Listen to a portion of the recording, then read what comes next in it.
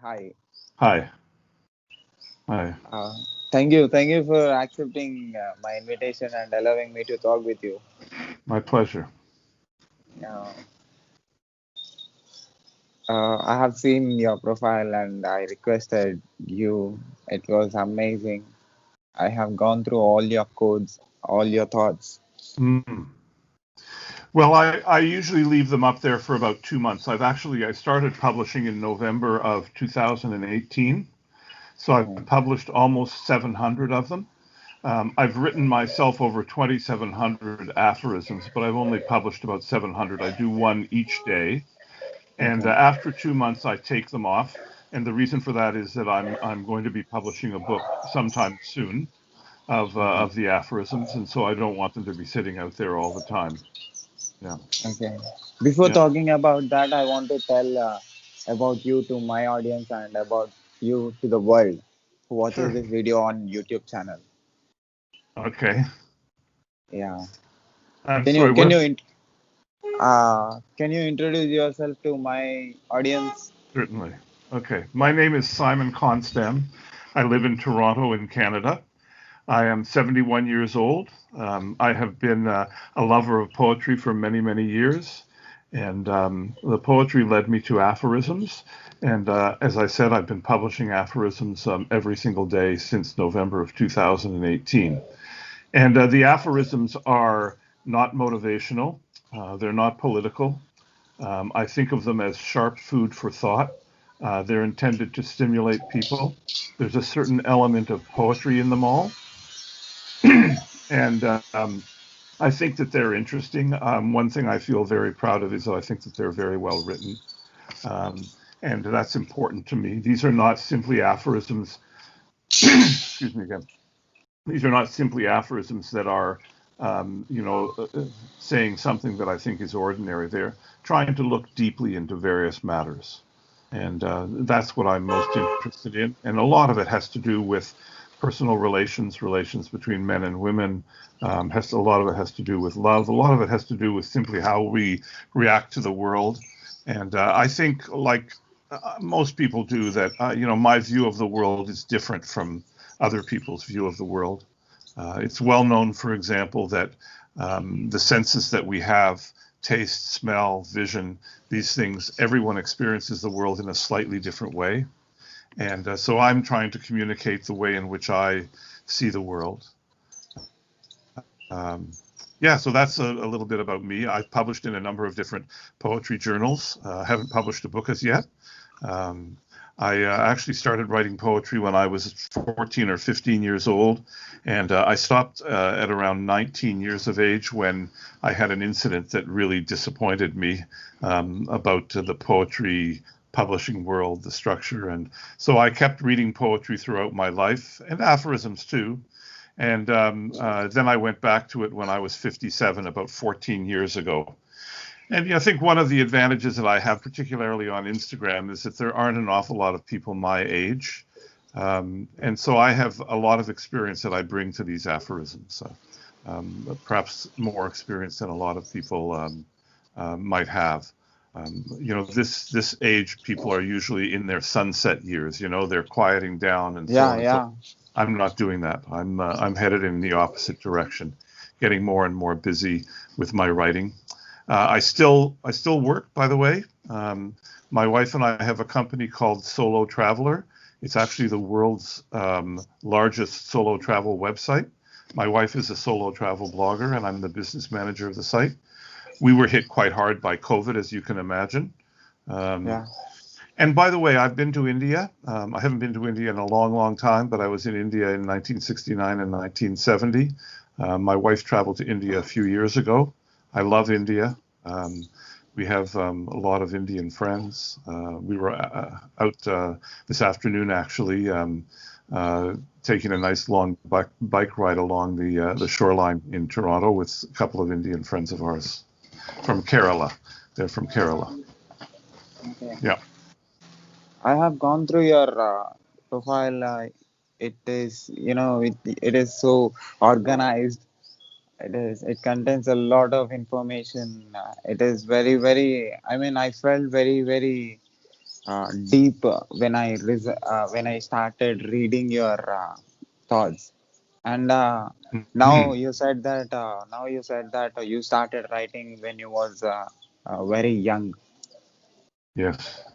Yeah. Uh, I was always very interested in poetry. I started to read Arthur Rimbaud. Not sure if you're familiar with him, a French writer who lived from 1854 to 1891, and Samuel Beckett, the Irish author. I read a lot of, um, and they were both, sort of disordered or bent in their outlook. An outlook that wasn't consistent with the mainstream writing in those days,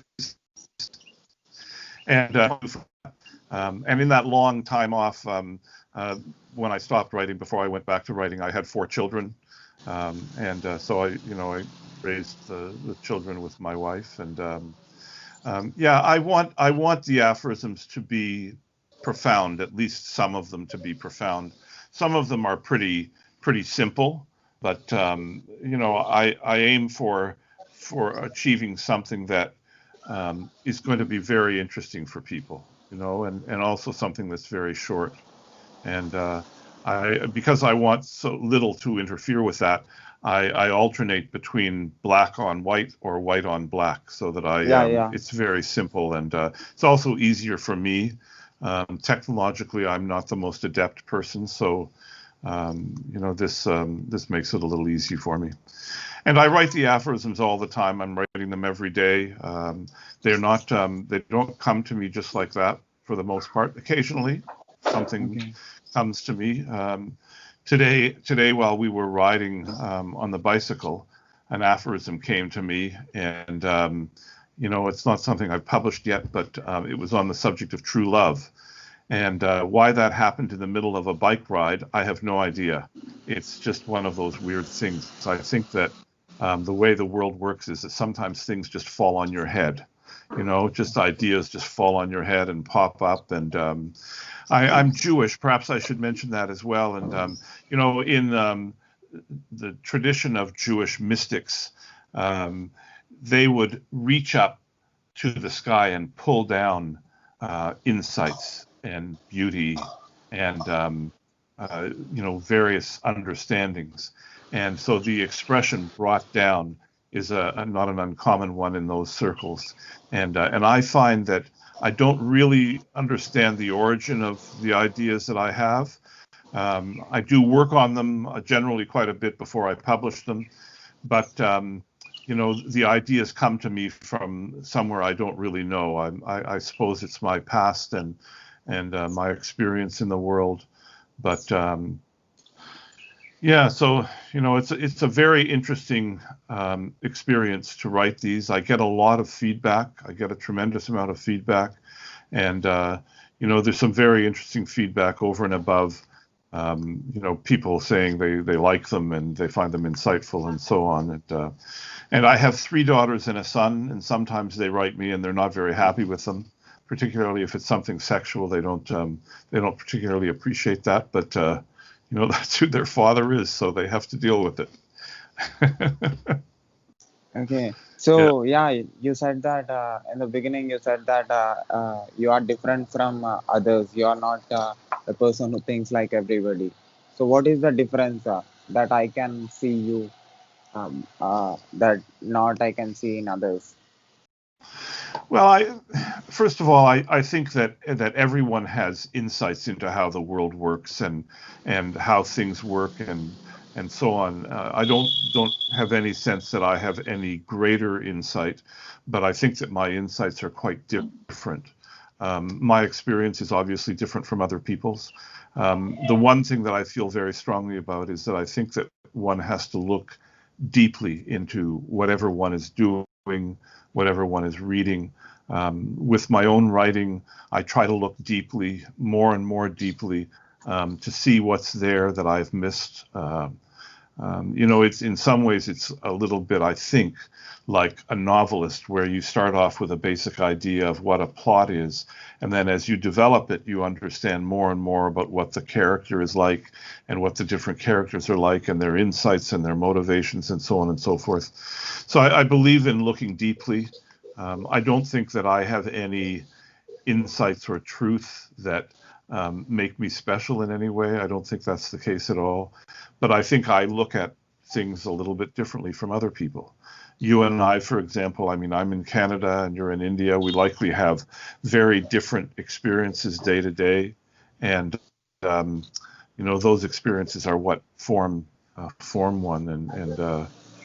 So I think I have something to offer and something that's interesting to people. Yeah. So, what do you personally think about the people who are getting married and who lives in different parts of the world? Well, I mean, I believe that people should be allowed to marry whoever wants to marry whoever for whatever reason. I don't have any problem with it. I'm fine with gay marriage, lesbian marriage, whatever it is. I don't have any problem with that in the world. I think it's a fine thing. I think if you love the person, then that's the only thing that matters. I think love is a very exhilarating thing, but it's also very challenging. It's very difficult. It can be extremely difficult. I was married for 39 years, and then my marriage broke up. My wife didn't do anything wrong. I didn't do anything wrong. But we reached a point where it simply wasn't working at all for us. My children were already grown and they had left the house. Um, and that's not something I'm particularly proud of. I see it as a failure, having my marriage not work. But on the other hand, it was a very wonderful time for me to start a new life, start something completely different. So that's an experience that comes across in my writing, the experience of being with someone new, of being with a variety of new people. I remarried about 3 years ago. And Yeah, so I think that I think I have some insights. Sometimes my wife looks at my aphorisms and she doesn't like them. She thinks that people are going to look at them and see that they reflect our marriage, which sometimes they do and sometimes they don't. But I'm married to a wonderful woman, so she doesn't get upset with things like that. I mean, maybe momentarily she gets upset, but yeah, uh, it's interesting to look at oneself and say, I have something to say, right? And Yeah, I think that it's very hard to step outside the conventional ideas about things, the conventional ideas about how you should behave, the conventional ideas about what is right and what is wrong. yeah. But I think that it's incumbent on a person, particularly an artist, to come to these conclusions themselves and make up their own mind about what's good for them. So what I was thinking today about true love was that every true love is different from every other one. They're not the same. They don't follow the same path. The same people are not in every relationship. They're very, very different. They react to one another in very different ways. And in that sense, every true love, every relationship that has true love is not only different, but it's brand new in the world. The world has never seen it before. The world has never seen anything like my first marriage. The world has never seen anything like my current marriage. And I think that that's a very important point, because I think we must treat people as if what they are doing and what their situation is equally important with everyone else's, easily. Yeah. So you will be observing a lot of relations and a lot of connections, and you will be explaining about relations. So what do you write about others' experiences, or about your experience about other experience? Well, I think that's an interesting question. First of all, I think it takes some arrogance to write about other people's experience, and I'm not sure that's a good thing. But you go through the world and you see how people behave and how people react to one another and so on, and it prompts you to think about this, that, or the other thing. Um, I think that there's also a lot that you cannot see, an awful lot that you cannot see. One of the aphorisms I wrote a while ago was the fact that each person's idea of their parents' marriage is actually fiction. And the reason for that is that parents present a picture to a child. For example, if the parents are having trouble, let's say just for example with money, they may very well not tell their children about it because they don't want their children to worry about it. So, they reach a point, the children reach a point where they're in the dark. They don't know. My mother passed away in the year 2000, and we then saw some letters that she had written to her best friend in Holland. My mother was from Holland. And my mother was deeply worried about money, about my father's ability to bring in enough money for the family to sustain itself. I had no idea about that with my mother. I didn't have any idea. To me, I was just blithely going along, enjoying myself, playing with my friends, having fun. Okay. I didn't have any idea. But later on, when I started to see these letters, I started to see a side of my mother I didn't know. I saw a part of their relationship which I didn't know. And I realized that their relationship to me was, to a great extent, fictional. Simply didn't understand it. And I think in part that's because it's very difficult for one human being to really understand the heart of another. It's a very difficult thing. But I think also the way the world is constructed, we sometimes are willingly duped into believing something that's not really there. And, it's really the old story of people who look like they're very, very happy but aren't indeed happy. They're really quite miserable. And sometimes you can see those things and oftentimes you can't. And so I try to look at issues like that and see what they mean. When I first came to the conclusion that I didn't understand my parents' marriage, it hurt me to think that I had lived whatever it was 20 odd years with my parents and didn't really understand what their relationship was. But I've learned a lot since, and I've certainly forgiven them for that. I don't know how else we can deal with things. It's not an easy world to live in. There are a lot of great challenges. Yeah. I'm just 27 years old, and I have an image about connection. I have very less information. If I can compare my information with you, I collected very less information with my senses. Yeah. So, if you are saying that it is very tough for a human being to understand other human being, now I'm scared. I'm scared of getting connected with a person. So because you having experienced a lot, you are 71 years old. You saying this making me think that you are saying that you are unable to understand the connections, and how can I understand? It makes me rethink about the connection that I have. Well, my view is that you will never totally understand another person. You may live with them, you may sleep with them, you may love them, but there'll always be something there that keeps you apart. I think of it, and I've written some aphorisms about the distance between two people as they get closer and closer. It diminishes. It gets smaller and smaller, that distance between them, but it never disappears. And at a certain point in time, it seems enormous because it simply can't be overcome. This should not be a reason not to love someone or not to be loved by somebody, but it's a simple recognition that it's very, very difficult to be close to somebody. And I'm not suggesting you can't be close to somebody, but I do think that ultimately we're independent, separate beings. I mean, if you take a look at the life cycle of human beings, we're born being part of another person, being part of our mothers. And as soon as we are out of here trying to be on our own, we are wanting to be independent. The smallest child wants to pick things up for themselves, wants to walk and walk in the way they want to walk and do what they want to do. The effort for independence of an individual is very, very powerful, and it never stops. It doesn't stop when you're 50 or 60 or 70. It's always there.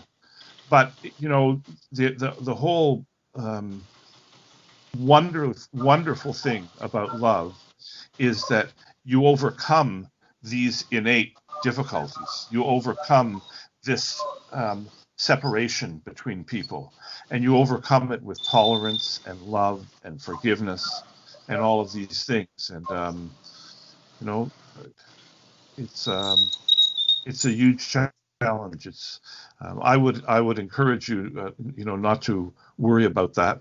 Just to plunge ahead. I can tell you, listen, we're all in for tragedy, every single one of us.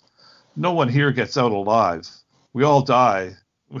It's none of this works for everybody in exactly the way we'd like it to work for ourselves.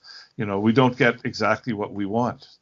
I mean, I have 4 children. There's probably not a day that goes by that I don't worry about my 4 children. I'm anxious about them. Do they have enough money? Do they have jobs? Are they happy? Are they unhappy? Are they getting along with their spouse? It's heartbreaking to carry around that burden. It's a very difficult burden to carry around. My mother used to say that you're only as happy as your unhappiest child. And I think that that's very true. But you're also only as happy yourself as the degree to which you make an effort to be closer to other people. And I think that's indispensable, to try to be closer to other people. But you're never one and the same person. Some religions suggest that if you marry somebody, you become one person. The two of you become one person. I don't think that's true. And I don't think in the same way that you can become one with God. I don't think that it's possible. I think that God is, by definition, separate. Actually, the word for holy in Hebrew is kodesh, and kodesh at its root means separate. The idea of holiness is really the idea of separateness. And I think that it's an acknowledgement of, the universe and the world that we live in. Yeah. But before getting connected in any religion, men and women promises each other saying that I'll be your everything, I'll become your everything, I'll take care of you, I'll be in your problem when you're facing problems, I'll be your support. I'll show you all the things that you have not seen before, and I'll make you listen things which you have not listened before. They give a lot of promises to each other. Marriage is a system which makes men and women to give promise to each other.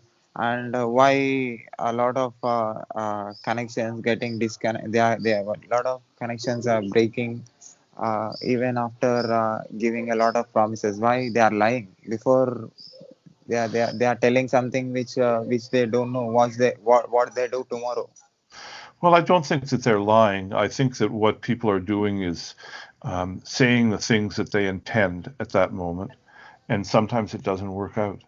And there are a variety of reasons why things might not work out, why people don't keep their promises.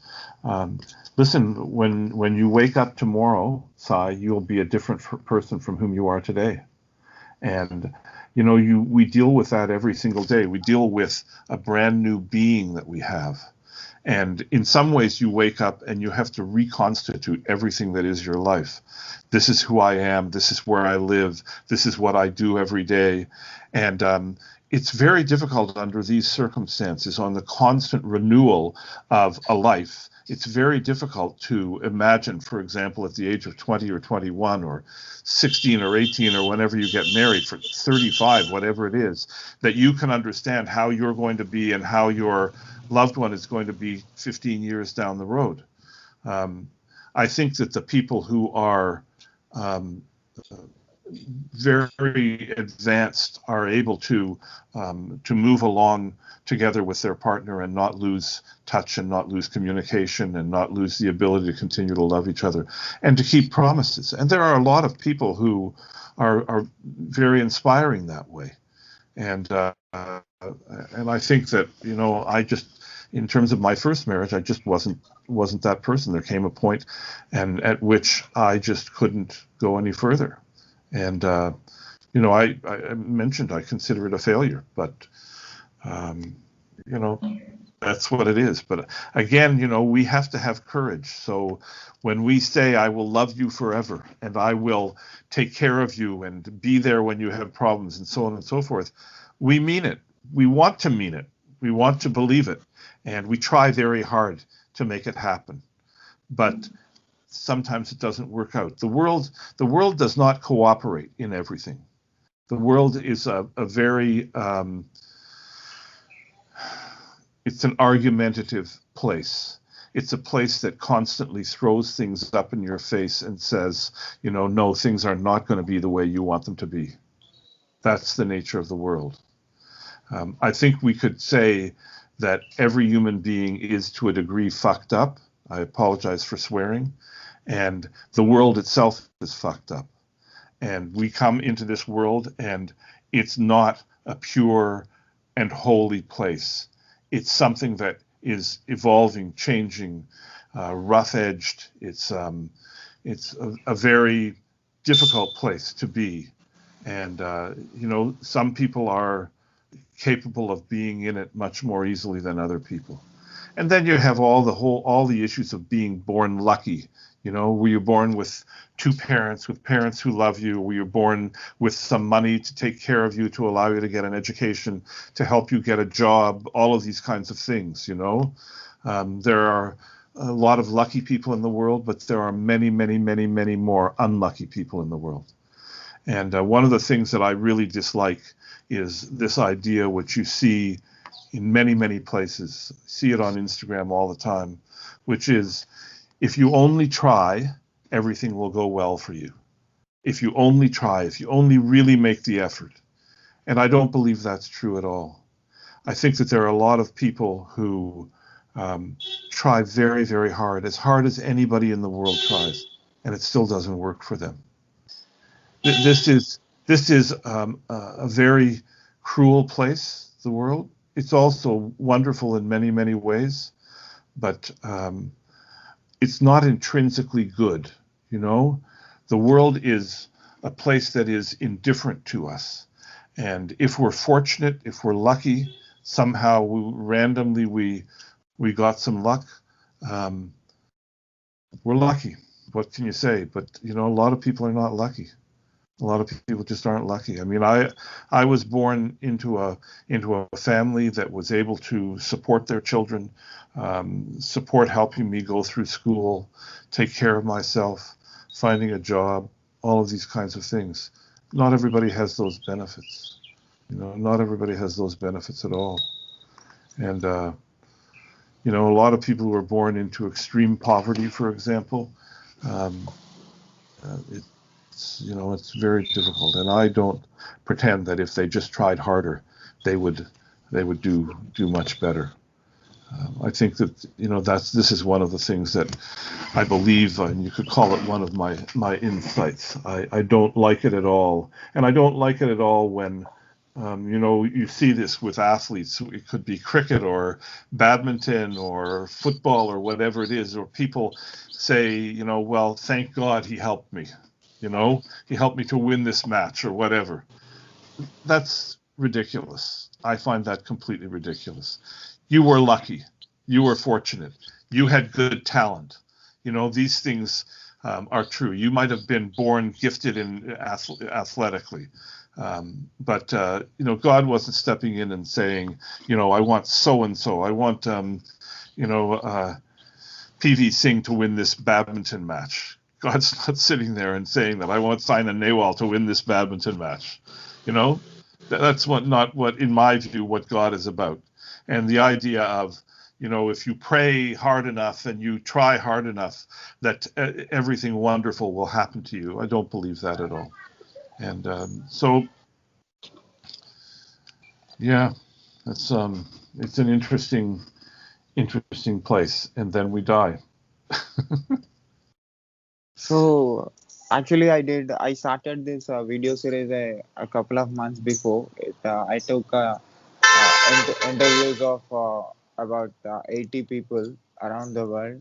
I did maybe 30 country people. I had exchange word with 30 country people who are living in different parts of the world. Yes. And I just wanted to communicate. I just wanted to talk.